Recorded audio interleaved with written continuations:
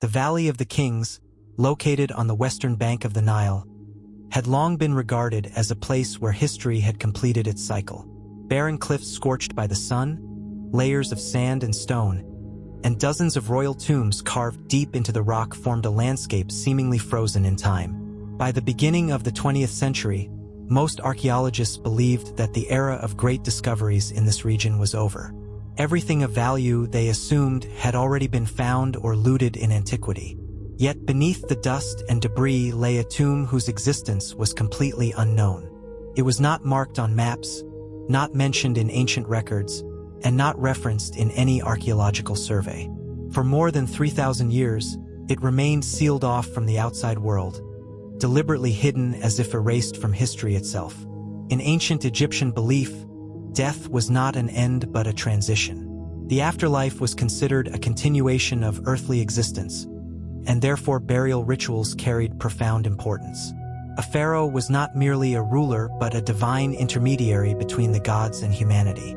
Disturbing the resting place of such a figure was seen as a violation of cosmic order.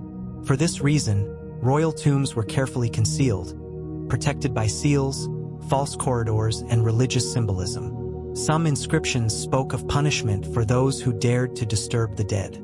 These warnings were part of a spiritual worldview rather than literal threats, yet centuries later they would take on a far more sinister interpretation. By the early 20th century, Egypt had become the focus of intense European interest. Archaeology was no longer just a scientific pursuit. It was also a matter of prestige and national pride. Expeditions competed fiercely for discoveries that could capture global attention. In this atmosphere, many researchers were willing to take risks, dismissing superstition and caution alike. Even so, the Valley of the Kings inspired unease, even among seasoned professionals. Local workers sometimes refused to descend into narrow shafts. Others reported sudden illness or an overwhelming sense of dread. These accounts were often attributed to heat, exhaustion, or imagination, yet they appeared repeatedly in journals and personal memoirs. The scientific community largely dismissed such concerns as psychological effects of working in extreme conditions. Still, the environment itself contributed to the sense of isolation. Absolute silence, lifeless terrain, and the absence of any signs of modern civilization made the valley feel detached from the present world. It was a place where the past seemed unwilling to release its hold. It was within this setting that the expedition destined to uncover the tomb of Tutankhamun began its work. At the time, Tutankhamun was considered a minor figure in Egyptian history. He had ruled briefly, died young, and left behind little evidence of political or military significance. Few expected that his burial would prove extraordinary. No one anticipated that this discovery would give rise to one of the most enduring and unsettling legends of the modern era. A legend in which ancient beliefs, fear of death, coincidence, and mass hysteria would intertwine so tightly that the line between documented fact and myth would become increasingly difficult to define. The silence that had endured for more than 3 millennia was finally broken, and the consequences of that disturbance would extend far beyond the boundaries of archaeology, shaping public imagination and fear for generations to come. Howard Carter was not the kind of man destined for easy success. His career in archaeology was marked by repeated failures, professional conflicts, and years of near invisibility within the academic world. Unlike many of his contemporaries, Carter did not come from wealth or privilege. He was largely self-taught, driven by obsession rather than institutional support. By the early 1900s, Carter had already spent decades working in Egypt. He possessed an exceptional eye for detail and a deep understanding of ancient Egyptian art. Yet his uncompromising personality often alienated colleagues and officials. Several disputes with authorities nearly ended his career altogether. To many, he was seen as talented but difficult, a man unwilling to bend or compromise. His persistence, however, became his defining trait. In 1907, Carter met George Herbert, the 5th Earl of Carnarvon, a wealthy British aristocrat with a growing interest in archaeology. Carnarvon had money but little experience. Carter had experience but no funding. Their partnership was born out of necessity. Carnarvon financed the excavations, while Carter directed the work with near-total control. For years, the results were disappointing. Season after season passed with little to show.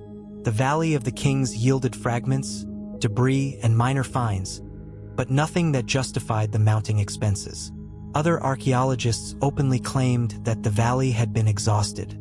Carter's insistence on continuing was widely criticized. By 1921, Carnarvon's patience was gone. He informed Carter that he would fund only one final season. If nothing significant was found, the excavation would end permanently. For Carter, this was not merely a professional setback. It was the potential end of his life's work. The pressure was immense. Carter reviewed old excavation records, maps, and notes with obsessive intensity. He became convinced that previous expeditions had overlooked a specific area near the tomb of Ramses VI. The space had been used for workers' huts in antiquity, and later archaeologists had avoided disturbing it, assuming it held nothing of value. Carter disagreed. He believed that the presence of ancient debris might actually conceal something deliberately hidden. This theory went against prevailing academic opinion, but Carter was willing to stake everything on it. In November 1922, excavation began in the targeted area. The work was slow and methodical.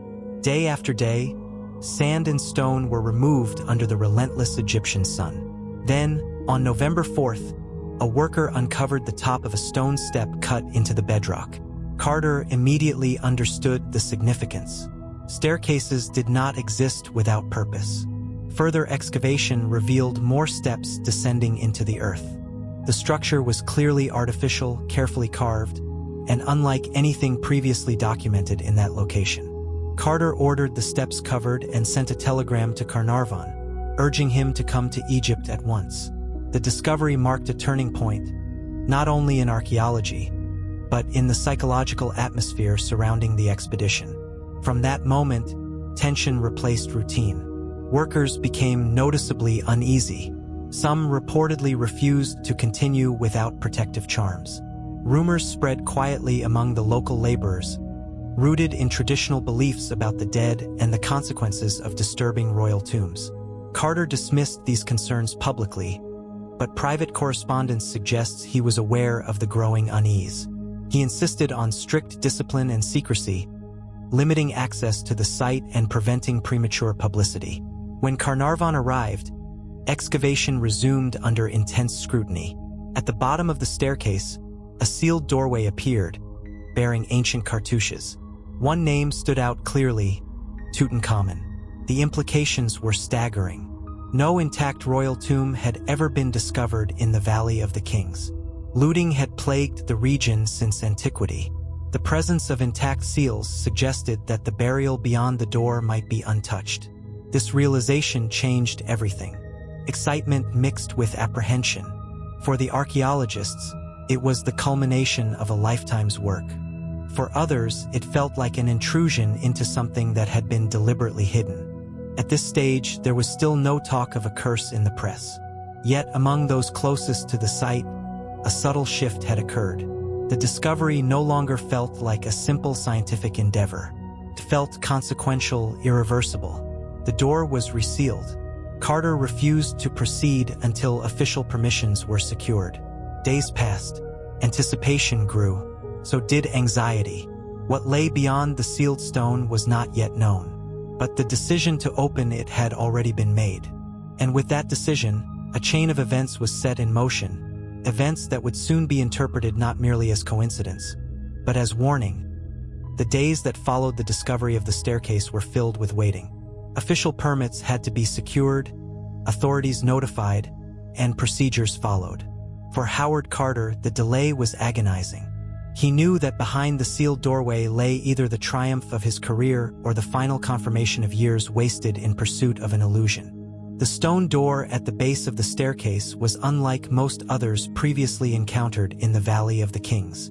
Its plaster seals were intact. The ancient necropolis seal, a jackal standing over bound captives, remained clearly visible.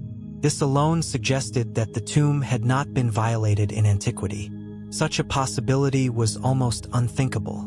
In Egyptian archaeology, Intact seals carried enormous weight. Tomb robbers had plagued royal burials since the collapse of the New Kingdom. Entire dynasties had been stripped of their funerary wealth.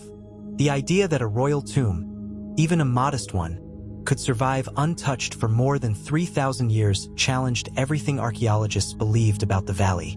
As the team waited, tension settled over the site. Workers moved cautiously, speaking less than usual. The atmosphere was no longer that of routine excavation. Something fundamental had changed. The sealed door was not merely an obstacle. It was a boundary between worlds, the living and the dead, the known and the unknown. When official clearance finally arrived, Carter ordered the door partially opened. A small hole was carefully cut through the upper corner of the plaster. This was standard procedure, allowing archaeologists to assess what lay beyond without fully breaching the entrance. A rush of air escaped from the opening.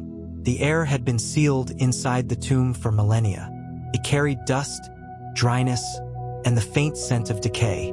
Some later accounts would claim that this moment marked the release of something long imprisoned. At the time, it was treated as a technical detail, though several members of the team later recalled feeling an unexpected chill. Carter inserted a candle into the opening to test for oxygen. The flame flickered, then steadied. Satisfied that entry was possible, he widened the hole and peered inside. Beyond the doorway lay a chamber filled from floor to ceiling with objects. Golden shrines, chariots, statues, and furniture were stacked in apparent disorder, as though hastily arranged. This was no empty burial shaft.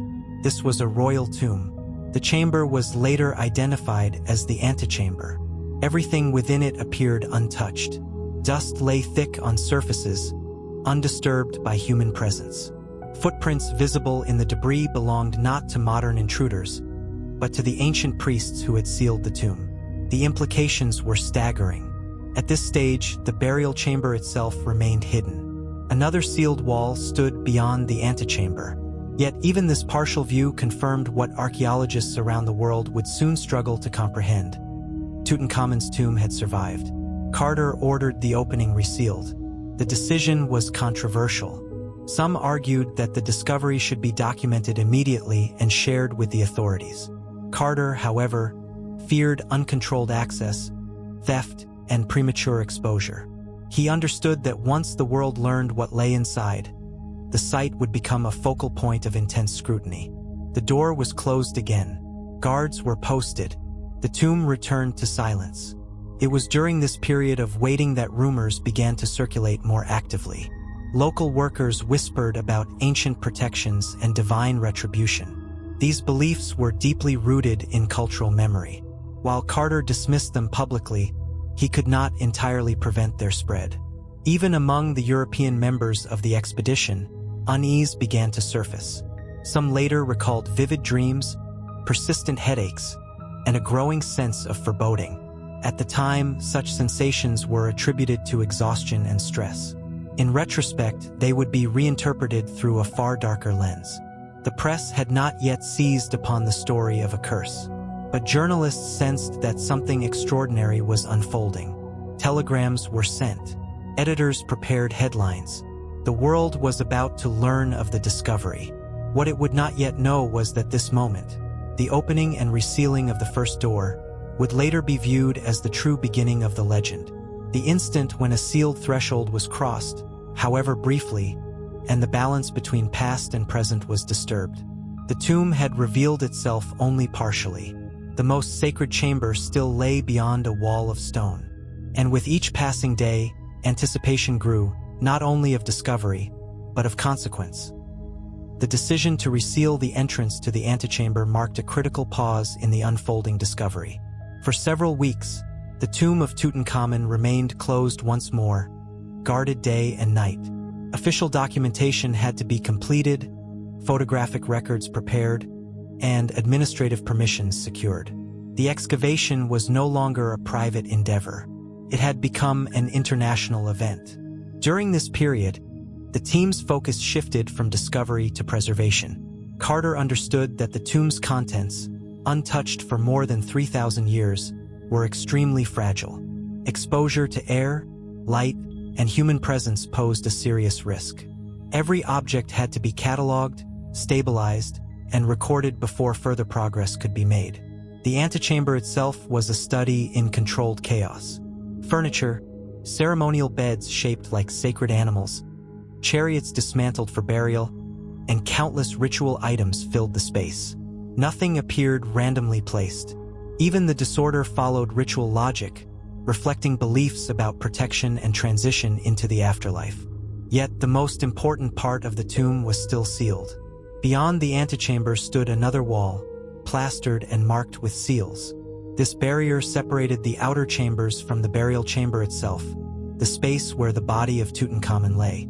The presence of intact seals suggested that the burial had not been disturbed since antiquity. For archaeologists, this was unprecedented. As work progressed, Carter's team became increasingly aware of the psychological weight of the task. The excavation required hours of slow, meticulous labor in confined spaces. The air inside the tomb was stale, heavy with dust and microscopic particles. Protective equipment, as understood today, did not exist. Prolonged exposure caused irritation, fatigue, and recurring illness among some workers. These physical effects, though explainable, fed growing unease. Outside the tomb, speculation intensified. Journalists gathered in Luxor, eager for updates. Rumors circulated freely, often blending fact with imagination. Stories emerged claiming that ancient warnings had been discovered inside the tomb, though no verified inscriptions of this nature were ever officially documented.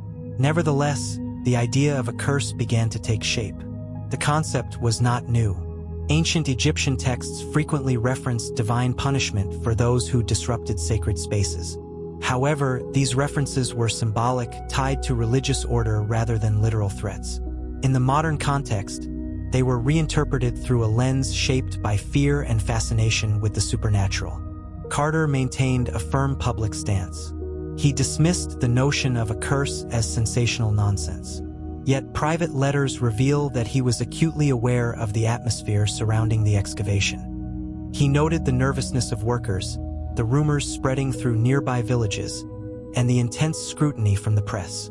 The burial chamber wall became a focal point of attention. Each seal, each line of plaster was examined repeatedly before any attempt was made to breach it. This delay, though necessary, heightened anticipation to an almost unbearable degree. When the decision was finally made to proceed, it was done with extreme caution. The plaster was carefully removed, revealing another sealed doorway. The moment echoed the earlier discovery at the staircase, but the significance was far greater. Beyond this wall lay the sarcophagus. The team advanced slowly, documenting every step. As the opening widened, the interior of the burial chamber came into view. The space was smaller than expected, yet densely packed with shrines nested one inside another, forming a protective barrier around the coffin. The arrangement was deliberate and complex. Each layer represented a form of spiritual defense, designed to protect the king in the afterlife. To those observing from a modern perspective, it appeared almost as if the tomb had been engineered to resist intrusion. This perception would later fuel interpretations of intentional protection beyond mere ritual. At the time, however, the focus remained scientific. The burial chamber was photographed, measured, and sealed once more to allow for proper planning. Carter insisted that nothing be rushed. Every action was deliberate, recorded, and controlled. Still, the sense that the excavation had crossed a point of no return grew stronger. The tomb was no longer just a collection of artifacts. It had become a space charged with meaning, historical, cultural, and psychological. The deeper the team moved into the burial complex, the more pronounced the feeling became that they were not simply uncovering the past, but intruding upon it. What lay at the center of the nested shrines had not yet been revealed. But the process of reaching it was already reshaping the narrative surrounding the discovery. Soon, the world would not only witness the opening of a royal burial, it would begin to interpret every subsequent event through the shadow of what had been disturbed. The controlled secrecy that Howard Carter had maintained could not last forever. By early 1923, news of the discovery had spread beyond academic circles. What had begun as a careful scientific operation transformed into a global sensation. Newspapers across Europe and America reported the finding of an intact royal tomb, something the modern world had never witnessed before. With publicity came pressure. Journalists demanded access. Officials insisted on oversight. Photographers crowded the site, eager to capture images that would travel across continents. The excavation, once defined by silence and patience, now unfolded under constant observation. Every decision Carter made was scrutinized, debated, and often criticized. The burial chamber became the center of attention. As work continued, the nested shrines surrounding the sarcophagus were gradually dismantled. Each layer revealed another, forming a ritualized barrier system that emphasized protection, separation, and permanence. The process was painstaking. Even a minor mistake could cause irreversible damage to the fragile materials. The labor required weeks. During this time, the team worked in close quarters, breathing air that had not circulated for millennia. Fine dust filled the chamber, clinging to skin and lungs. Some members reported persistent coughing, irritation of the eyes, and unexplained fatigue. Such symptoms were not unusual in enclosed excavation sites. Yet, under the growing shadow of rumor, they took on new significance. The sarcophagus itself was finally exposed. It was carved from quartzite, massive and immovable without extensive effort.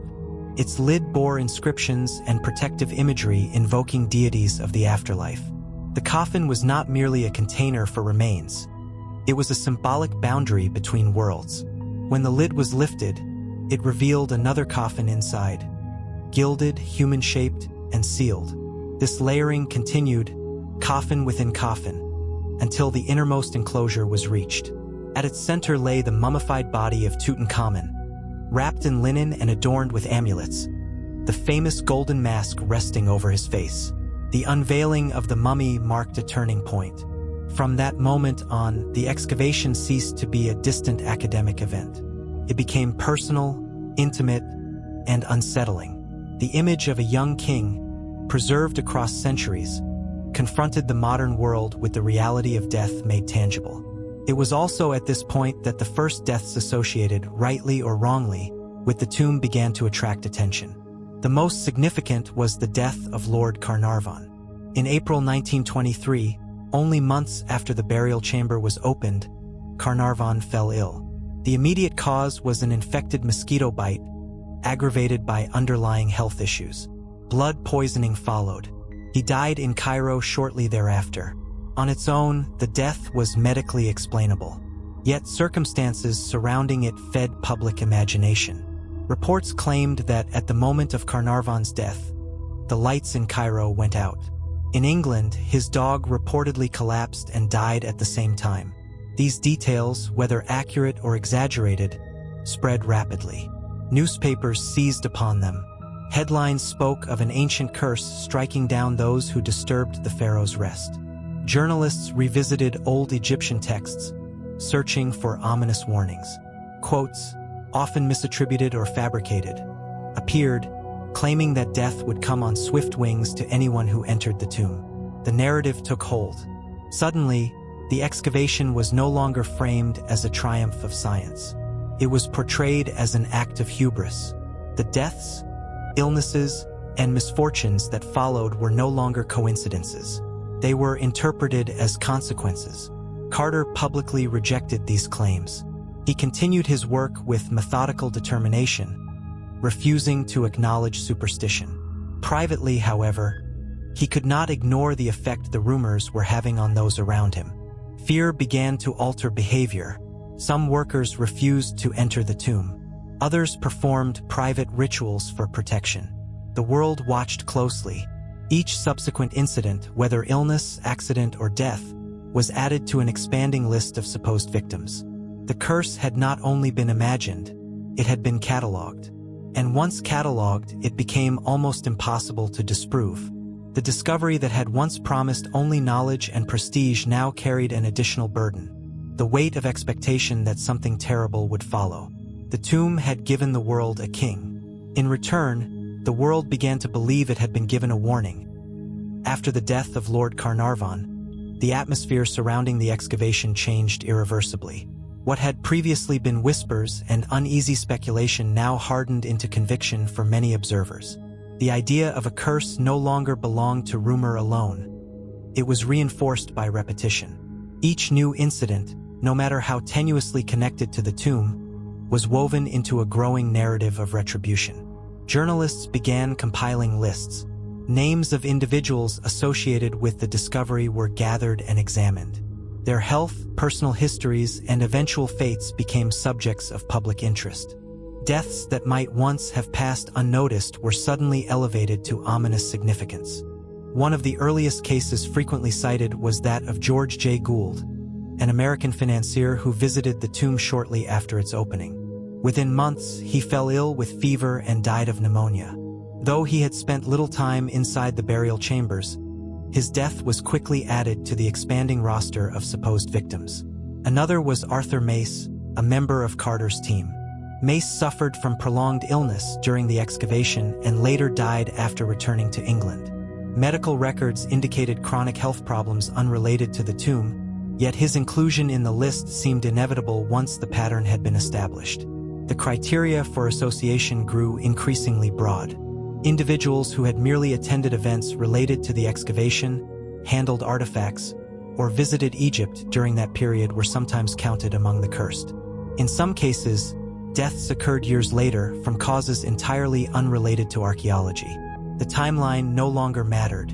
What mattered was proximity, real or imagined, to the tomb. This process transformed coincidence into evidence. Statistical context was rarely considered. Many of those involved were middle-aged or elderly men living in an era when medical care was limited and infectious diseases were common. Mortality by modern standards was high, yet such explanations struggled to compete with the emotional power of the curse narrative. Howard Carter himself became a central figure in this discourse. Observers watched him closely, anticipating signs of doom. Each illness, each period of exhaustion was scrutinized. When Carter survived year after year, critics adjusted their expectations. Some claimed the curse spared him because he was the tomb's chosen guardian. Others suggested it worked slowly, patiently. The curse narrative proved remarkably flexible. It adapted to contradictions without losing coherence. Survivors were explained away. Deaths were emphasized. Ambiguities were resolved through imagination rather than evidence. Scientific voices attempted to intervene. Doctors and scholars proposed rational explanations. Bacterial infections, mold spores, toxic gases trapped in sealed chambers. They pointed out that many tombs contained organic material capable of producing harmful microorganisms. Exposure in confined spaces could cause respiratory illness, particularly among individuals with compromised health. These theories, though plausible, lacked drama. They also lacked visual impact. A curse was far more compelling than a microscopic fungus. Newspapers favored stories that captured attention, and nothing captured it quite like the idea of an ancient king striking back from beyond the grave. As the list of the dead grew longer, fear intensified.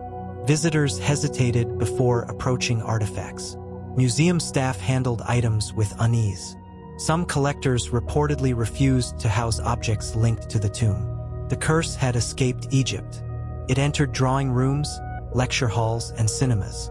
Books and pamphlets capitalized on the fascination, presenting speculative accounts as documented truth.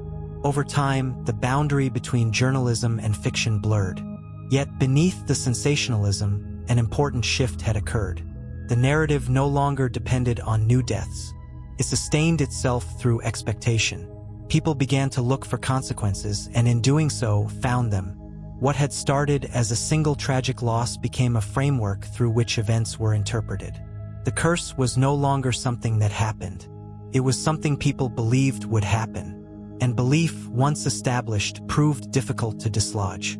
The tomb of Tutankhamun had become more than an archaeological site. It was now a symbol, a focal point for humanity's enduring fear that some doors, once opened, should never have been touched. By the mid-1920s, the curse of Tutankhamun had ceased to be a loose collection of rumors. It had become a structured story, shaped and reinforced by the modern media. Newspapers, magazines, and illustrated journals played a decisive role in transforming scattered events into a coherent and frightening narrative. The press was not merely reporting facts. It was interpreting them. Journalists searched actively for connections, patterns, and symbolism.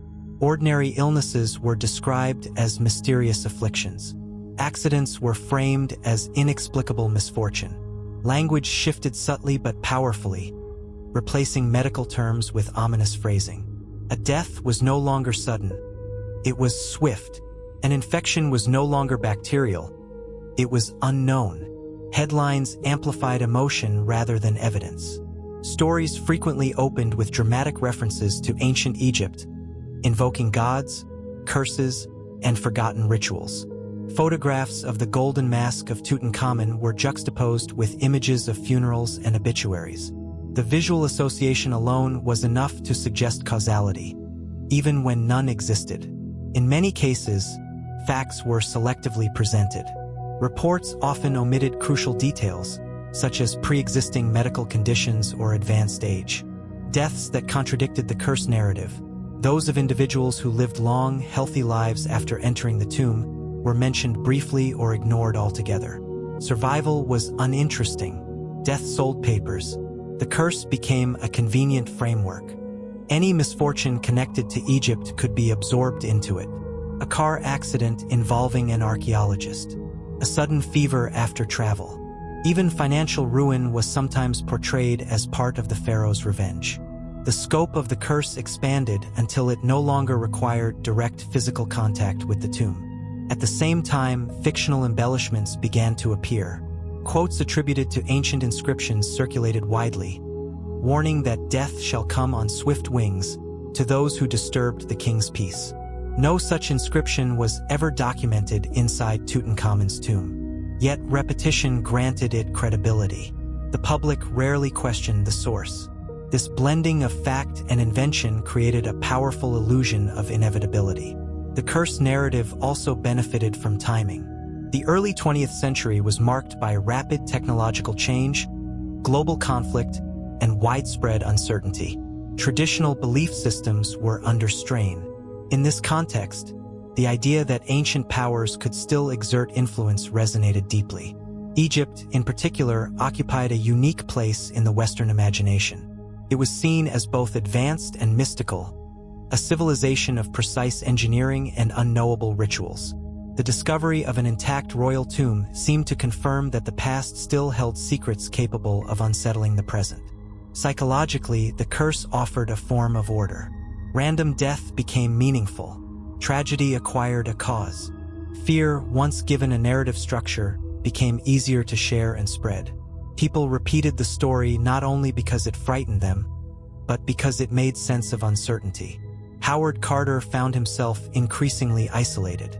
Though he continued his work methodically, he was portrayed by some journalists as a man under a shadow. Others cast him as reckless, someone who had ignored warnings in pursuit of fame. His scientific explanations struggled to compete with the drama unfolding in print. Attempts to counter the narrative often failed. When experts pointed out that many individuals linked to the tomb were still alive, their arguments were dismissed as defensive or naive. The curse, by then, had achieved a form of immunity. Evidence against it was interpreted as further proof of its subtlety. The story had become self-sustaining. Each retelling refined it. Each article reinforced expectations. By the time the general public encountered the facts, they did so through a lens already shaped by fear. In this way, the curse of Tutankhamun became less about ancient Egypt and more about modern humanity. It revealed how easily meaning could be imposed on coincidence, and how readily uncertainty could be transformed into myth. The tomb itself remained unchanged, silent and unmoving beneath layers of stone. Yet above ground, its story grew louder with every passing year. And with every retelling, the line between history and legend became harder to distinguish. As the legend of the curse gained momentum, scientists and medical professionals began to intervene more actively. The growing public fear demanded explanations grounded not in mythology, but in evidence. What emerged was a series of rational theories attempting to demystify the deaths and illnesses associated with Tutankhamun's tomb. One of the earliest scientific hypotheses focused on the environment inside sealed burial chambers.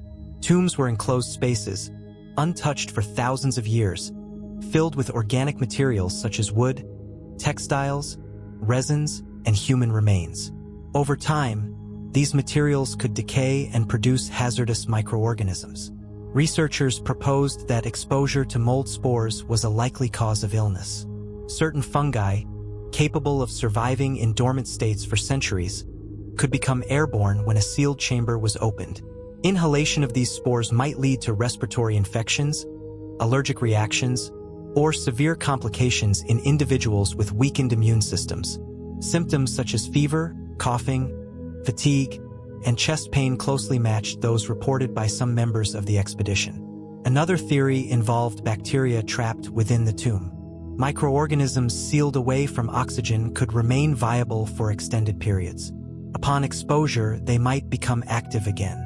Though this idea was controversial, it aligned with the medical understanding of infectious disease at the time and offered a tangible explanation for sudden illness following tomb entry.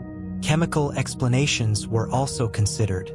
Ancient Egyptians used a variety of substances during mummification, including resins, oils, and bitumen. Some of these materials could release toxic gases or irritants when disturbed.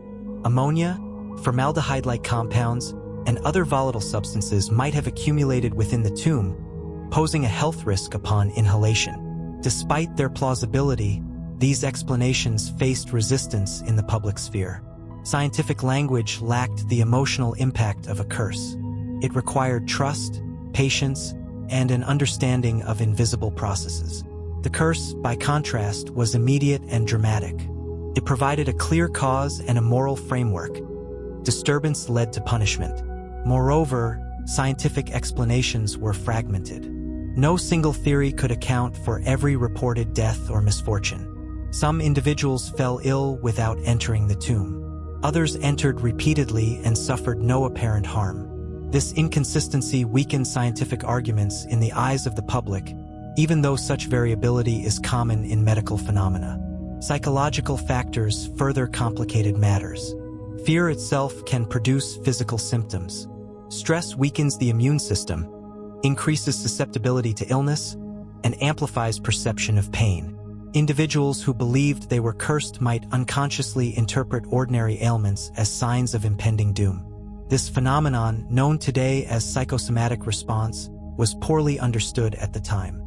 As belief in the curse spread, expectation shaped experience. People began to look for symptoms. They noticed what they might otherwise have ignored. The curse did not need to act. It only needed to be believed. Attempts to communicate these ideas to the public met limited success. Medical journals published careful analyses, but their readership was small. Popular newspapers continued to favor sensational interpretations. Scientific voices were drowned out by speculation, anecdotes, and dramatic storytelling. Even so, the rational explanations left a lasting mark. They introduced doubt into the narrative. They reminded some readers that coincidence does not equal causation, and that death, though frightening, is not always meaningful. Over time, this skepticism would grow stronger, particularly among academic circles. Yet the curse endured. It survived not because it was proven, but because it resonated.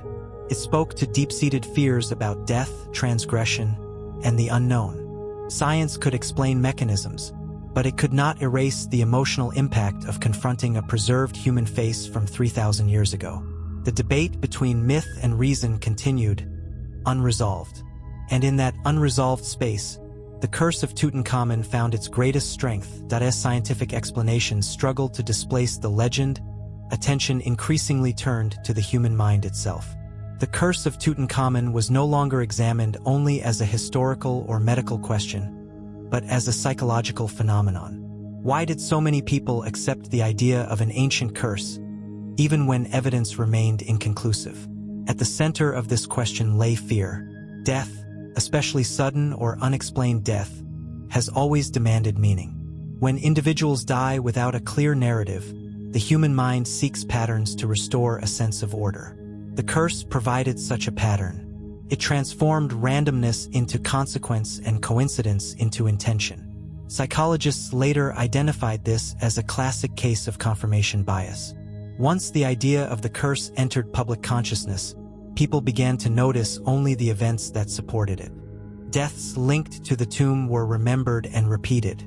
Survivors were forgotten. Illnesses unrelated to Egypt were ignored, while those with even the weakest connection were emphasized. Expectation shaped perception. Individuals who believed in the curse reported heightened anxiety, disturbed sleep, and physical symptoms such as chest pain, dizziness, and fatigue. These experiences felt real and frightening, reinforcing belief. In this way, fear became self-perpetuating. The power of suggestion played a crucial role. Many of those involved in the excavation were repeatedly exposed to alarming stories through newspapers and conversations. Even skeptics were not immune. Constant exposure to a threatening narrative can influence subconscious responses, increasing stress and weakening resistance to illness. The curse also benefited from authority. When respected journalists, authors, and public figures spoke of it seriously, the idea gained legitimacy. The absence of a clear scientific consensus further allowed belief to flourish. Uncertainty created space for imagination. Cultural context amplified the effect. Western audiences viewed ancient Egypt as a civilization steeped in magic, ritual, and hidden knowledge. This perception made the idea of supernatural protection seem plausible. The curse fit neatly into existing stereotypes and expectations. Importantly, belief in the curse did not require literal faith in magic. Many who accepted it described themselves as rational. They did not necessarily believe in ancient gods, but they believed in something unknown, a force beyond current understanding. This ambiguity allowed belief without commitment, skepticism without rejection. The curse also functioned as a moral story. It warned against arrogance, against disturbing the dead, against assuming dominion over the past. In an age of rapid scientific advancement, this message resonated. The idea that progress might carry unseen consequences felt intuitively true. Over time, the curse became less about Tutankhamun and more about human behavior. It revealed how easily fear spreads, how narratives shape memory, and how belief can influence physical reality. The tomb itself remained unchanged, but the psychological landscape around it transformed dramatically. By the late 1920s, the curse had achieved permanence. It no longer required new deaths to sustain it. It existed independently, reinforced through repetition, cultural reference, and emotional impact. It had become part of modern mythology. In this sense, the curse was real not as a supernatural force but as a psychological one. It lived in headlines, conversations, and imagination. It shaped how events were remembered and how history was told. And once embedded in collective memory, it proved far more durable than any ancient seal of stone. As the legend of the curse grew darker and more elaborate, an inconvenient reality persisted in the background. Many of the people most closely connected to the tomb did not die at all. They lived on for decades, quietly contradicting the narrative that had formed around them. These survivors rarely appeared in headlines. Howard Carter remained the most striking example. As the man who spent the greatest amount of time inside the tomb, handled its objects directly, and oversaw the removal of the mummy itself, he should, by the logic of the curse, have been its primary victim. Instead, he continued his work methodically for years after the discovery. Carter lived until 1939, dying at the age of 64 from natural causes. His death was neither sudden nor mysterious, yet it received little attention in the press. By then, the curse had already decided what kind of ending the public expected, and Carter's quiet survival did not fit the story. Other members of the expedition shared similar fates. Several archaeologists, conservators, and officials involved in the excavation lived well into old age. Some remained active in academic circles, publishing research and participating in further digs. Their continued existence posed a problem for those invested in the curse narrative. Rather than undermining the legend, these contradictions were absorbed into it. Some commentators suggested that the curse acted selectively. Others claimed that it punished only those who violated sacred boundaries in specific ways. In more extreme interpretations, Carter himself was described as protected by the pharaoh, cast not as an intruder but as a chosen guardian. The curse evolved to accommodate reality. This adaptability was one of its greatest strengths. Unlike scientific theories, which must be revised or discarded when contradicted by evidence, the curse thrived on ambiguity. It did not require consistency. It required belief. Time also altered perception. Deaths that occurred many years after the excavation were retroactively linked to the tomb. Chronology became irrelevant. What mattered was association, however distant. The list of victims expanded not through new events, but through reinterpretation of old ones. Meanwhile, public attention gradually shifted. New discoveries emerged. New fears captured headlines. The world moved toward economic crisis and, eventually, global war. The curse of Tutankhamun faded slightly from daily news, but it never disappeared. It settled into cultural memory, resurfacing whenever Egypt was mentioned. Museums became part of this legacy. Artifacts from the tomb traveled internationally, drawing massive crowds. Visitors gazed upon the golden mask and other objects with a mixture of awe and unease. For some, the fear lingered. Stories circulated of museum staff falling ill or exhibitions plagued by misfortune, though no verified patterns ever emerged. Once again, coincidence was enough. The curse had outgrown its origin. It no longer depended on the tomb itself. It attached itself to symbols, the mask, the name Tutankhamun, the idea of disturbance. Each retelling strengthened its presence. At the same time, academic consensus solidified. Most historians and scientists agreed that the curse was a product of media sensationalism, psychological bias, and the natural human tendency to mythologize the unknown. No evidence of deliberate ancient traps or supernatural protection had ever been found. Yet consensus did not erase fascination. The survival of key figures did not weaken the story as much as logic suggested it should. Instead, it added complexity. A curse that kills everyone is predictable. A curse that kills selectively is intriguing. By surviving, the witnesses to the tomb's opening became silent counterarguments. Rarely heard, rarely quoted, but undeniably present. Their existence raised an uncomfortable question. If the curse was not real in the way it was imagined, then what was? The answer lay not beneath the stone of the Valley of the Kings, but within the minds of those who needed the story to be true. By the mid-20th century, the curse of Tutankhamun had fully crossed the boundary between historical event and cultural myth. What began as a series of loosely connected deaths and illnesses had evolved into a story retold far beyond academic circles. It no longer belonged to archaeologists or journalists alone. It belonged to popular culture.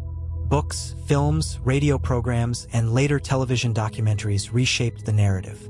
Each retelling emphasized mystery over context, atmosphere over evidence. The curse was no longer questioned. It was assumed. Creative interpretations filled the gaps left by incomplete records and forgotten details.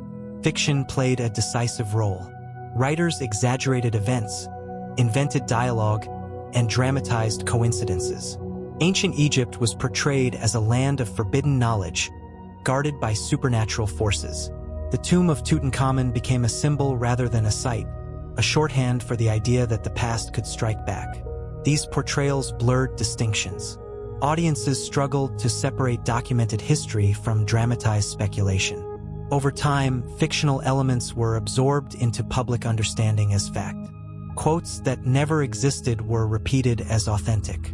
Events that occurred decades apart were compressed into a single moment of retribution. Education did little to counter this trend.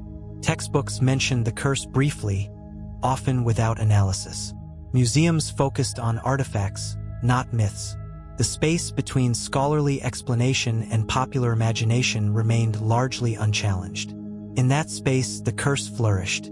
The story also adapted to new eras. As scientific understanding advanced, the curse shifted tone. It was no longer always described as magical. Sometimes it was framed as a warning about biological hazards or unknown energies.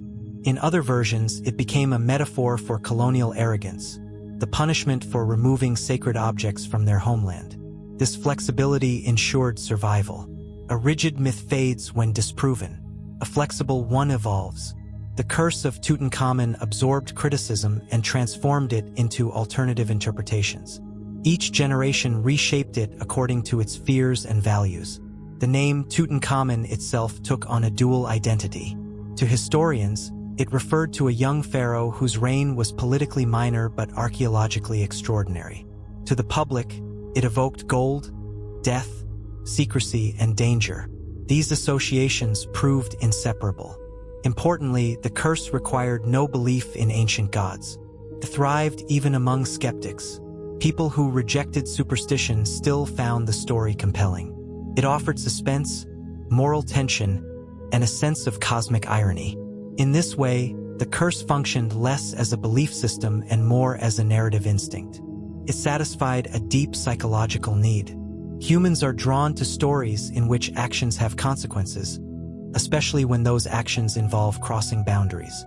Opening a sealed tomb is a powerful image. It suggests intrusion, violation, and inevitability. The curse gave that image an ending. By the end of the 20th century, the curse of Tutankhamun had become permanent. It was no longer debated in terms of truth or falsehood.